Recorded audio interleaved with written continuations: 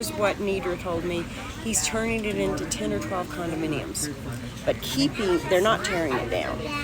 So they're keeping the structure and turning it into luxury condominiums, keeping the garden area, which will be nice. So we'll see. It's just the end of an era. This video isn't about Forrest Fenn or the Chase community. Instead, it's to pay homage to the art gallery that Forrest created in 1972, which eventually became the Nedra Matteuccie Gallery in 1988. Recently, an Ohio business developer purchased it and will turn it into condominiums. The Nedra Matteuccie Gallery officially closes the beginning of November of this year. A couple weeks ago, I had the pleasure of chatting with Zoe Fenn Old in the outside garden at Downtown Subscription, where I asked her about the gallery and what it was like to grow up there. This is part of our conversation. I've only known it as a gallery. Yeah, right. And originally it wasn't even a gallery. Did you guys move here in 1972?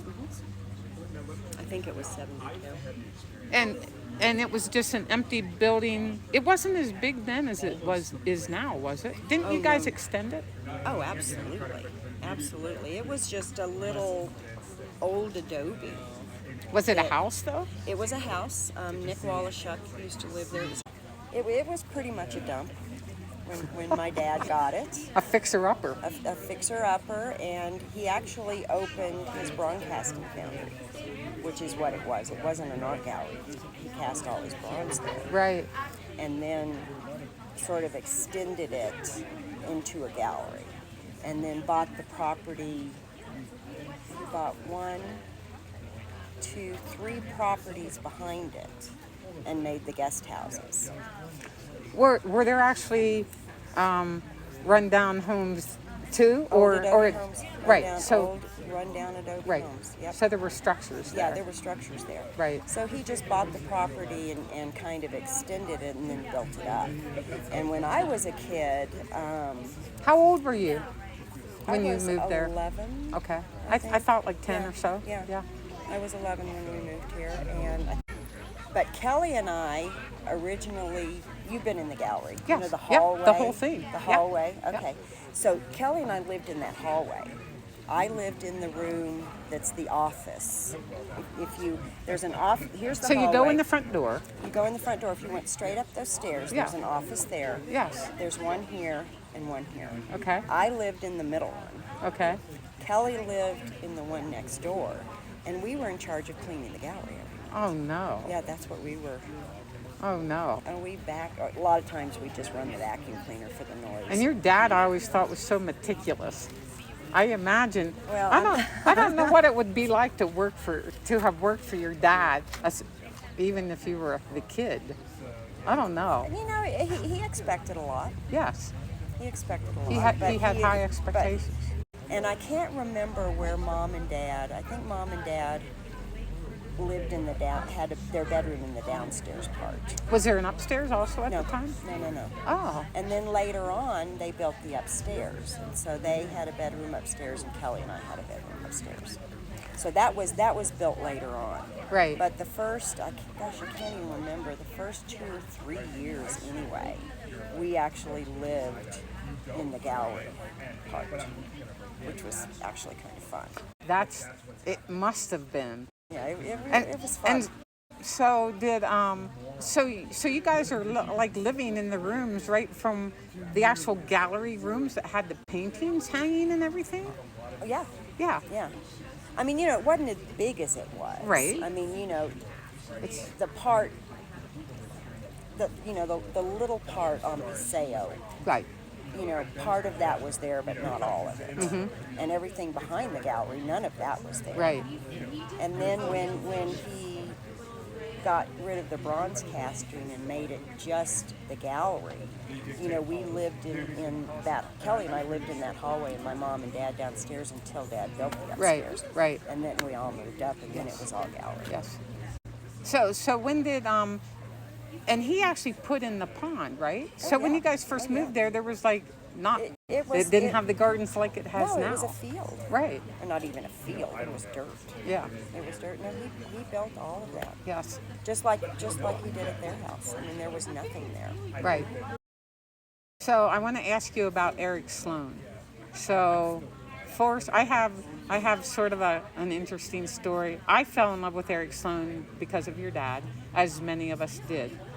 And, you know, if I could go back in time, I would want to go back in time, and I want to be a friend. I want to live in Santa Fe, and I want to be in that group of people that all met at the Pink Adobe.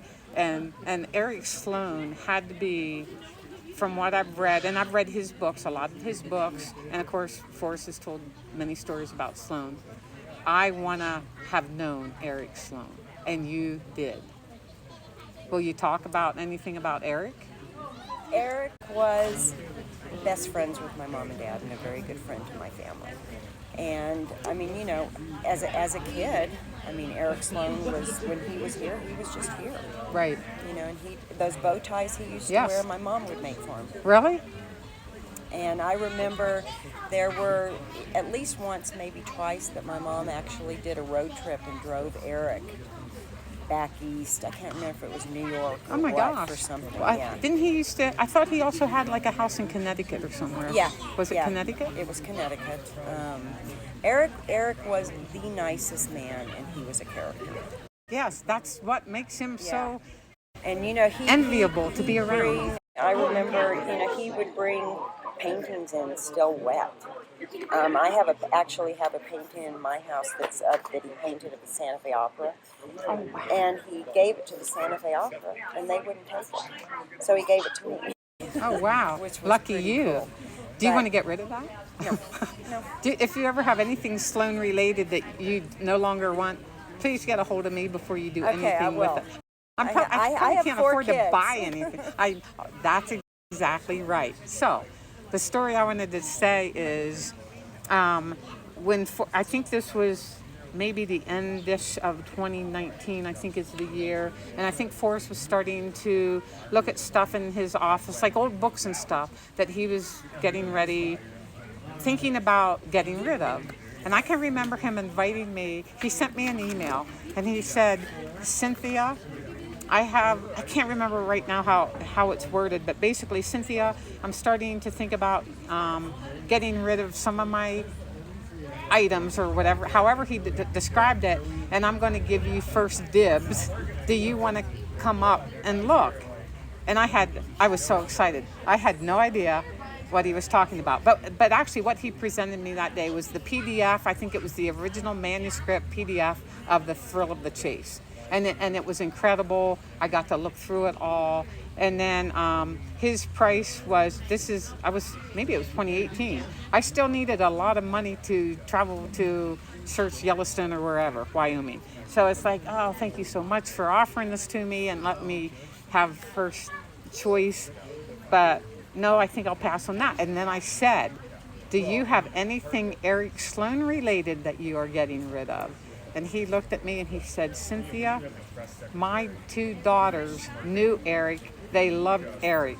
If I got rid of anything Eric Sloane related, they would kill me. And it's like, yep, I totally understand. So Kelly and I have all the Eric Sloane Yes, stuff. yes. And well, I'm Yeah. happy. And the best thing is knowing that someone got it that just absolutely loves it and will cherish it their whole life. Things. Eric was absolutely incredible. Right. And, you know, one of the few people that, you know, was a true blue lifelong friend. Yes. Now, and also, wasn't he quite a bit older than Forrest? Like, would he have been like 20 years older Yeah, than yeah, Forrest? he Something was like older, that? But he was a character. Yes. I mean, you know, he was married something like 10 or 12 times. I can't remember. I know it was a lot. And yeah, it was a lot. Yes. And I could never quite understand why he was married so many times because, you know, I thought he was incredible. It's like, okay. Well, we'd go out to dinner and stuff. Or Yeah. Mom and Dad would go out to dinner with us, and he'd doodle on napkins. yes, I from the know. bullring. Do you have, I mean, do you from, have the those? pink- I asked Forrest about those, and I don't remember what he answered. You know, I think we have some of them. So back to the gallery days. when Forrest, I mean, when it was in its heyday, and you and Kelly also lived there, did Forrest, were there like a lot of parties or events there that were like real big social events? Oh, all the time. Oh, Yeah, no, that's so right. you grew up in this. Oh, yeah. I mean, Mom and Dad would have gallery openings. They'd have parties. Every Indian market. Yeah. And Indian and Mom were always having gallery showings. Right. Kind of Yeah. like what Nedra's doing Right. Sure. tonight. Right. So there was always a party of some Right. sort. If a good client came into town or somebody that my folks really liked or something was going on, they'd throw a party. Right. Yeah. Yeah. They were really good at throwing parties. Yeah. I would ask Forrest to tell me about these events and parties. And you know what? He didn't care. He didn't care to talk about them anymore. He said, there's no story there. Because I would say, why don't you write a scrapbook about the parties that you used to have or the events? And he said, because there's no story. Well, it was all part of the gallery business. I know. He's kind of right. There is no story because it was, in the gallery business, whatever business you have. Yeah, that's what you do. But to people like me, it's like, well, I did this on such a small scale, and this is what I want to hear about. I'd say, what kind of liquor did you have? And he'd look at me and say, I don't know. Yeah, he'd look at me like, that's the dumbest question I've ever had. It kind of is a dumb question, yes, Cynthia. It was. Because he would say, I don't know, it was catered. I take my kid. I go in there to reminisce sometimes. Right. Take my kids through the house. I'm glad to hear that. Yeah. And I mean, I was just there. Actually, was it last week or the week before? When Noah was in town, and we took her boyfriend over there, and I showed him all the rooms, and we went upstairs and showed him the bedrooms. And damn, I'm going to start calling you when my company comes to town. Yeah. Oh, before I forget, what kind of attire should I wear tonight? I don't have to wear like a gown, do I? That's a joke. That's a joke. No, actually, yes, you do. Yeah. Cynthia. So I will be shopping the rest of the day for a gown. Yeah. No, you do not. How fancy is it? It's Santa Fe. You're going to see people in blue jeans. You're going to see people in dresses. You're going to. Yeah. Well, I don't own a dress either, so I won't be in a anything dress. goes. Yeah. Okay. Last month, I received an invitation to the Nedra Matteuccie Gallery's 50 Years of Excellence private preview reception. I don't think I was actually invited because I knew Forrest Fenn. I think I was invited because of this Eric Sloane hanging above my fireplace. It was a wonderful event. The following video is the highlights from that evening. I hope you enjoy it. Let me say, parking is very limited at the gallery, so most of us parked in the government lot across the street. Thank goodness they hired a crossing guard to stop traffic for us to cross. Despite the colorful bib he wore, I watched in horror as he almost got run over by a driver who didn't see him. Thank goodness he didn't. Once inside, I made my way through the network of exhibition rooms, specifically to find the restroom door. I wanted to see if it was still adorned with Forrest's old iron collectibles. It was there, intact. Inside the restroom, it used to house an old slot machine, animal skulls, oodles of Fenn Gallery awards, and knick-knacky items Forrest hung on the walls. Thank goodness I tapped on the closed door before opening it. Yikes, someone was in there. I rapidly walked away without entering, never knowing if Forrest's stuff was still there. From there, I retreated back through the maze of rooms, stopping at every open doorway, looking for these old double wooden doors. These were the items I was most interested in. Unfortunately, I couldn't find them, nor even identify them had Forrest's items been removed. I actually wanted to buy these doors intact, with Forrest's memory embedded in those old wooden doors. It still wasn't too crowded, so I made my way through the people, looking for Dustin Bellew, the gallery director who sold me my Sloan painting and a few other items over the years. I asked him about the restroom door and if Forrest hardware was available to purchase. He said no. It is in the contract to go to the new owners. I was so bummed out. I also asked him if Alan Polt was there. Alan was one of the featured artists for this showing, and I wanted to meet him. After all, he was the artist who drew most of the drawings in the Thrill of the Chase book. Dustin said Alan hadn't arrived yet, so I headed out into the sculpture garden and pond area to the bar. Holy cow! When I saw all the liquor bottles and the pitcher of margarita mix, I knew the party was about to begin. I forget this dude's name, but he was a real sweetheart. More and more people arrived, filling up most of the garden. I hid under this owl sculpture, knowing I was out of place, but didn't especially care.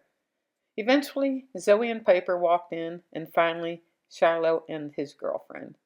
He had indeed read my text message asking him to wear the bracelet.